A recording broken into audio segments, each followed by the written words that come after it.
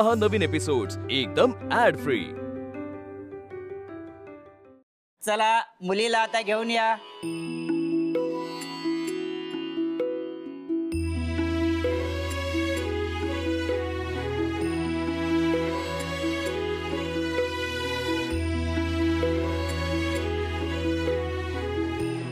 चला मग आता मंगलाष्टकाला सुरुवात करूया। स्वस्ति श्री गणनायकं गजमुखं मोरे।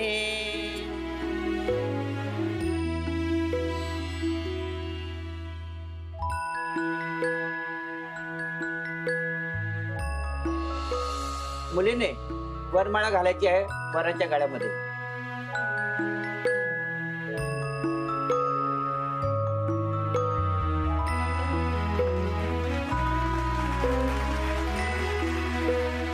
आणि आता वराने वधूच्या गळ्यामध्ये हार घालायचा आहे।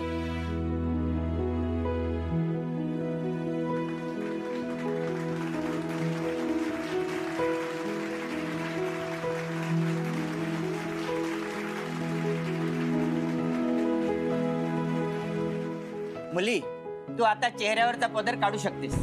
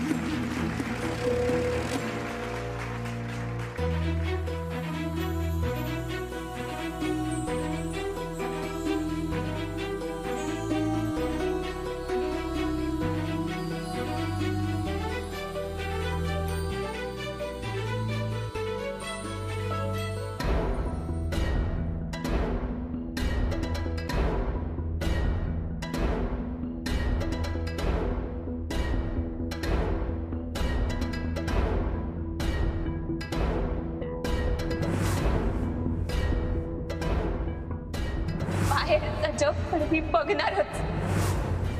कुणी माई नजर हिसकावू शकत माई हिम्मत। खरं मावं नाव मुक्ता सारंग नगर करे।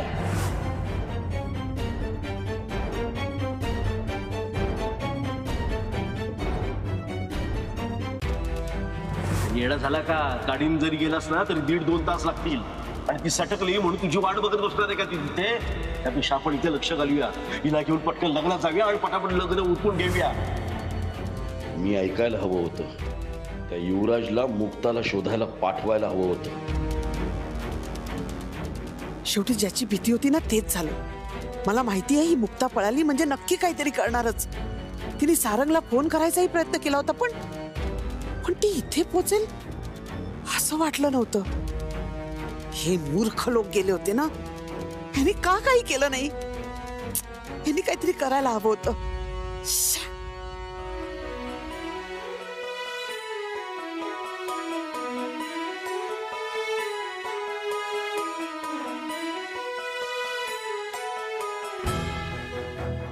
मुक्ता आणि सारंगचं लग्न होतंय तर तू इथे कशी? हा प्रश्न त्यांना पडूच शकतो, म्हणून तुला पाठवतो।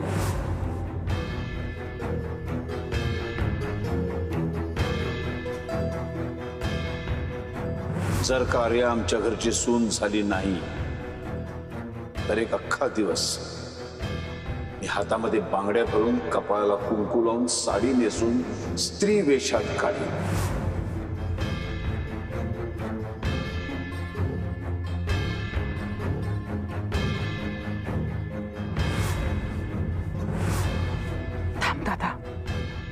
आता नको.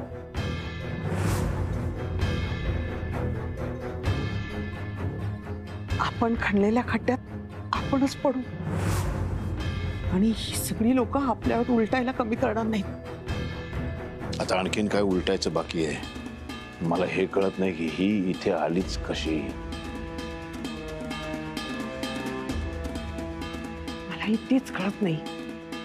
इतकं सगळं केलं असताना ही इथपर्यंत पोहोचलीच कशी?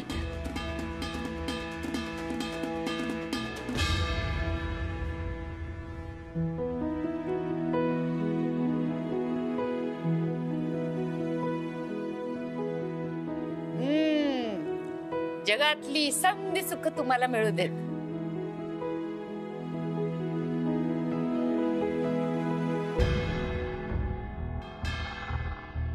ए रावसाहेब, चांगलं भला मोठा आशीर्वाद दे.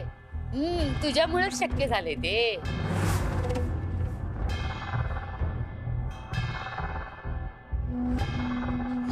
तर काय सुखापेक्षा आणखीन काय वेगळा चांगला आशीर्वाद असू शकतो?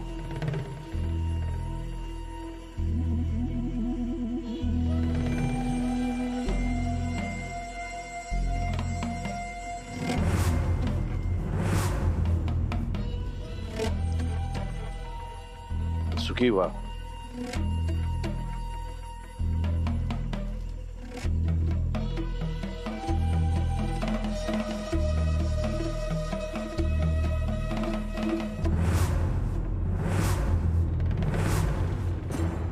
थँक्यू दादा. खरंच तुम्ही आमच्यासाठी जे केलंय त्यासाठी शब्दच नाहीत माझ्याकडे बोलायला.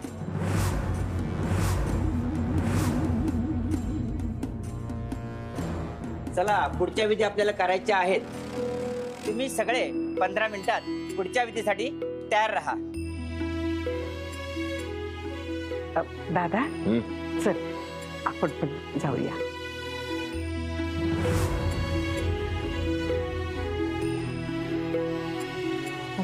ते देण्याघेण्याच्या साड्याचं बघूया का जरा? हा चल चल, सगळं मानपान आहे ना, सगळं नीट. चल.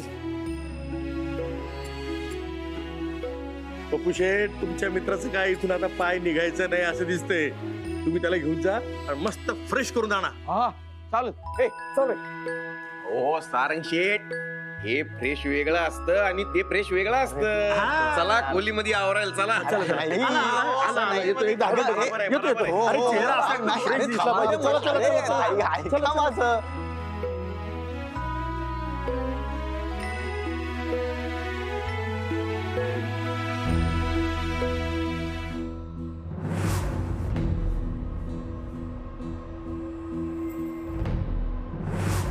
निकम्मे आहात तुम्ही, निकम्मे. तुमच्या भरोशावरती हा प्लॅन केला होता मी. बरी वाट लावलीत तुम्ही. मला एक सांगा, ती पोरगी इथे कशी काय पोचली?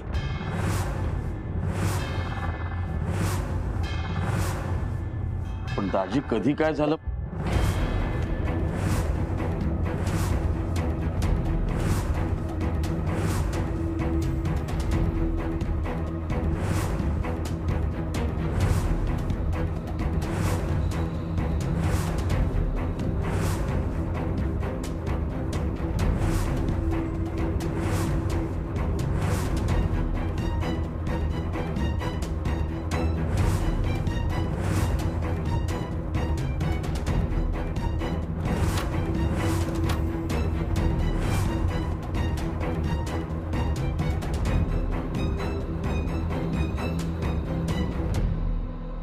काय झालं? तुम्ही सगळे एवढ्या टेन्शन मध्ये का दिसताय? तुम्हाला तर आनंद मानायला पाहिजे ना. जे ठरवलं ते नाही घडलं, पण या घरात सून म्हणून जिचा खरा हक्क आहे तो तिला मिळालाच ना.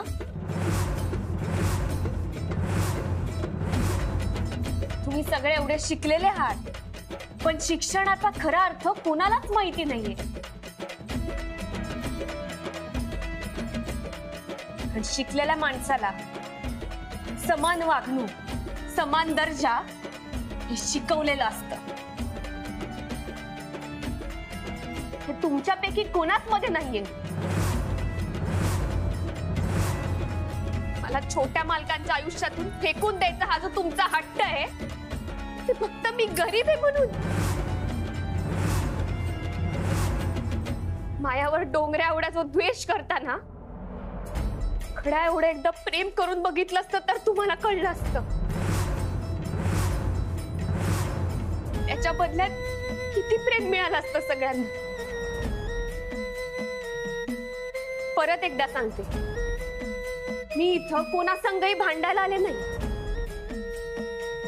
कारण कसं आहे ना, भांडून या घरात जागा मिळवता येईल, पण माणसांच्या मनात नाही मिळवता येईल.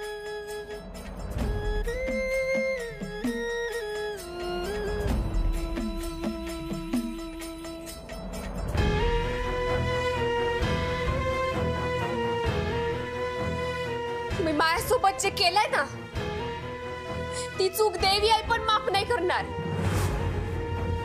तरी मी देवी आईला प्रार्थना करेन, तुमचे सगळे भोग माया वाटेला येऊ दे आणि मावं सगळं कर्म तुमच्या वाटेला जाऊ दे.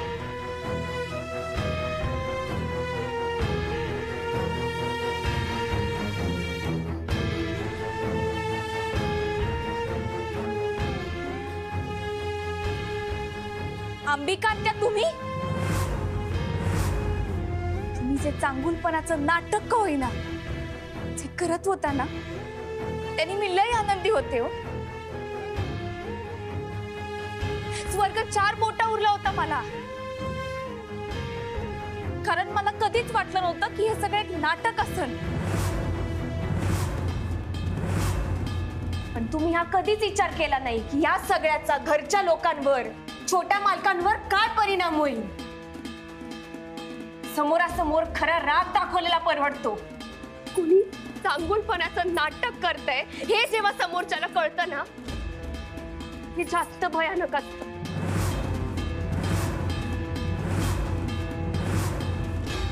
तू आता हळदीला जातेस, पण परत येताना आपला चेहरा पदराने पूर्ण झाकून घे.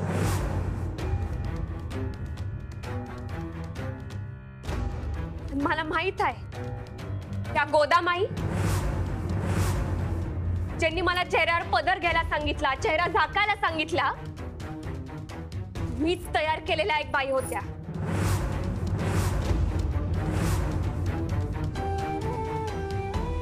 हो मावा जाऊ द्या, आजीचं मोठ्याईचंही जाऊ द्या. आर्याला बाजूला बघितल्यावर तुमच्या लेकाचं काय झालं असतं याचा तरी विचार करायला हवा होता. तुमच्या या फसवणुकीनंतर ते आर्याताईला सहज स्वीकारतील असं तुम्हाला वाटलं तरी कसं?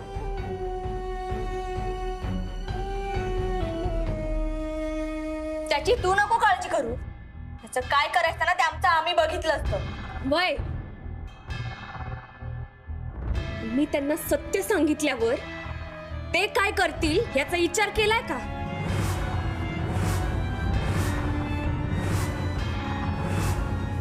तू आता आम्हाला ब्लॅकमेल करतेस. तू सारंगला सत्य सांगितल्याशिवाय राहणार नाहीस. आपण पकडले जाणार ह्याची भीती तुमच्या सगळ्यांच्या चेहऱ्यावर दिसते. पण खरं सांगू, हे 4-8 दिवस तुम्ही जे चांगुलपणाचं बदलल्याचं जे नाटक केलं ना, त्याने हे अख्खं घर लय खुश होतो. आता या क्षणी सुद्धा ते लय आनंदात आहेत. त्यांना सांगायला फक्त 2 सेकंद लागतील. 3ऱ्या सेकंदाला हे घर तुटलेलं असं.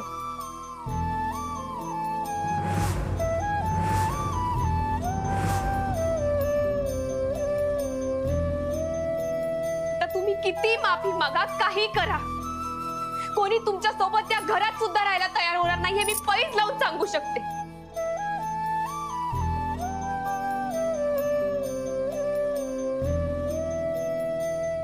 मला हे होऊन द्यायचं नाही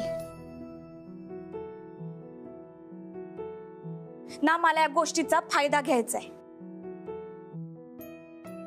पण दादा, तुम्ही एखादा चांगला माणूस त्याचा चांगला हेतू बघण्याचा कधीच प्रयत्न केला नाही। तुम्ही नेहमी तुमच्या वाईट चष्मेतूनच मायाकडे बघत आला। हो, मावं जसं छोट्या मालकांवर, आजीवर, मोठ्या आईंवर प्रेम आहे, तसंच तुमच्या सगळ्यांवर आहे। आणि याच प्रेमापोटी मी हे घर तुटू नाही देणार। माया बाबतीत काय काय घडलंय हे मी कुणालाच सांगणार नाही।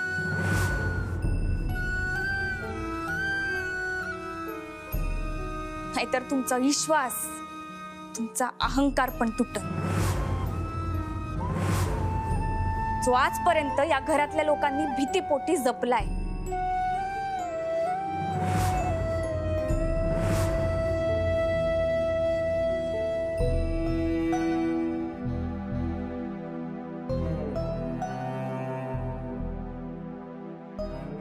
माझ्यासोबत जे घडलं त्याबद्दल मला जास्त बोलायचं नाही, कारण मला घरातनं ही शिकवण मिळाली आहे, समोरचा कसाही वागला तरी आपण नेहमी चांगलंच वागायचं। चांगल्या माणसासोबत नेहमी चांगलं होतं। आत्ताच बघा ना, तुम्ही माझ्यासोबत किती काय काय केलं, पण शेवटी माझ्या चांगुलपणानं मला यातून बाहेर काढलं। मला विश्वास आहे, हाच चांगुलपणा एक दिवस तुमचं मन बदललं। हे कदापि शक्य नाही।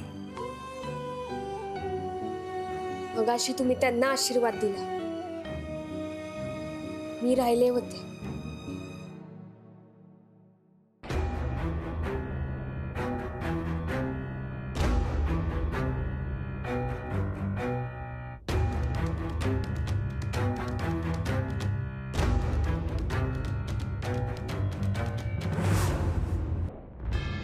मला माहित आहे तुम्ही मला इतक्या सहजासहजी आशीर्वाद देणार नाही, पण किती दिवस चिडकारता हे मला पाहायचंय।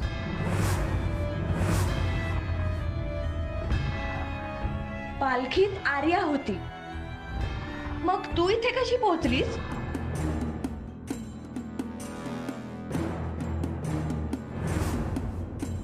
मॅडम, ओ मॅडम, चला पालखीत बसा। लगेच निघायचे, पण मग बाकीचे कुठे आहेत? ते त्या दुसऱ्या पालखीवाल्यांशी बोलतायत, जरा गोंधळ झालाय। या या, तुम्हाला दाखवतो। हा, ठीक आहे। या,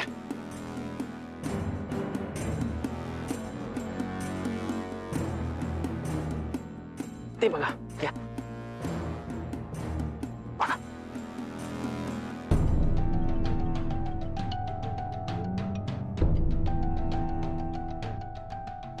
कसला गोंधळ चाललाय हा? त्यांना पण इथे बोलवून घेतले ना, म्हणून जरा गडबड झालीये। ते मिटवतायत, ते फोनवर बोलतायत ना। त्या भाऊंनी सांगितलंय तुम्हाला पालखीत बसून मागून घेऊन यायला सांगितलंय। हा, चला चला, काहीतरी सरप्राईज प्लॅनिंग आहे। हा, सरप्राईज आहे? चला चला चला चला।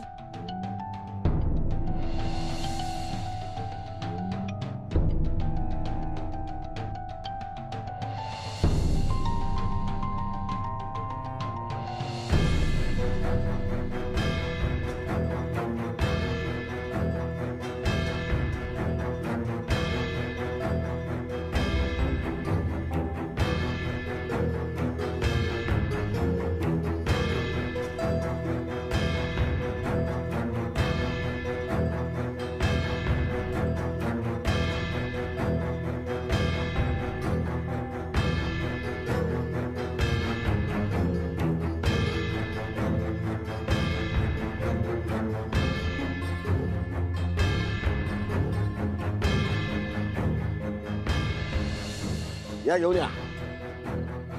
हा, बस स्टॉप, ठेवा खाली। हा, आर्या बाहेर ये।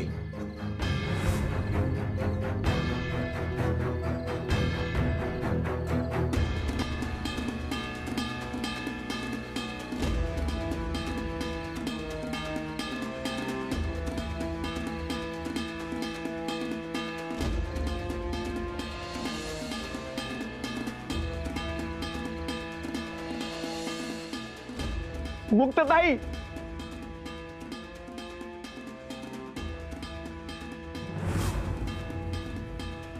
किती काय झालं तरी मी इथं कशी पोचले हे मी तुम्हाला कोणाला कधीच सांगणार नाही.